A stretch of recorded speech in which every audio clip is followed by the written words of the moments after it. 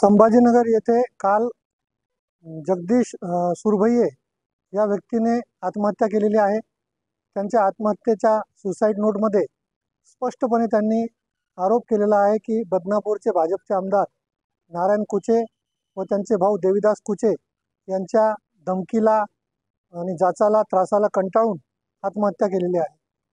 या प्रकरणी मी माननीय पोलीस कमिशनर साहेबांची भेट घेतली। त्यांना निवेदन दिलेलं आहे की आपण तातडीने या सुसाईड नोटच्या आधारे आमदार नारायण कुचे व देवीदास कुचेवर गुन्हा दाखल करावा, त्यांना अटक करावी। त्या सुसाईड नोटमध्ये स्पष्ट लिहिलं आहे की त्यांनी त्यांच्या भवानी बँकेतून कर्ज घेतलं होतं, व्याजाची रक्कम ते भरत होते आणि नारायण कुचे आणि देवीदास कुचे त्यांना वारंवार पैसे भरण्यासाठी धमक्या देत होते। त्या धमक्याला घाबरून, त्या त्रासाला कंटाळून त्यांनी आत्महत्या केल्याची नोट, सुसाईड नोट त्यांनी लिहून ठेवलेली आहे।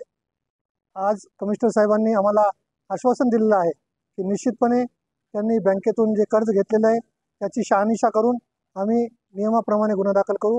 परंतु आमची मागणी आहे की त्या सुसाईड नोटमध्ये स्पष्टपणे आमदार नारायण कुचेचा उल्लेख असल्यामुळे त्यांच्यावर तात्काळ गुन्हा दाखल करावा आणि त्यांना अटक करावी।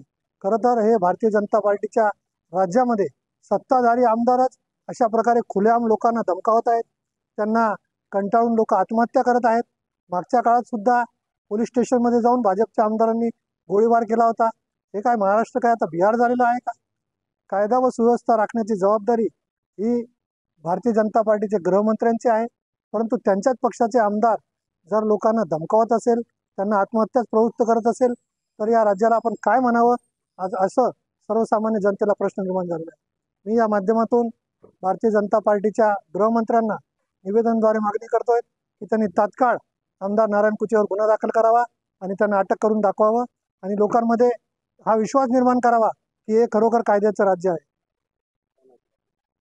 मी संतोष शांबरे, माजी आमदार, बदनापूर विधानसभा मतदारसंघ।